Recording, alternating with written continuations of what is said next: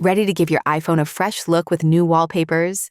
Make sure first that you're updated to iOS 18 or later, and let's see how to change wallpapers in 2 easy ways. Via Settings. Open the main Settings app. Scroll down and select Wallpaper.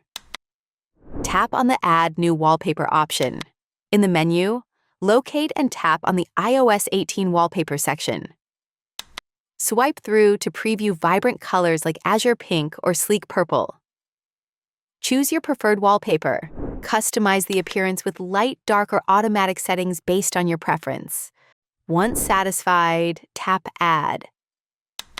Decide if you want it for the home screen only or as a wallpaper pair for both. Directly from the lock screen. Wake up your iPhone and go to the lock screen. Press and hold directly on the lock screen until the customization menu pops up. Tap Customize, and then do the same as in the first method. And that's it. Subscribe for more quick guides.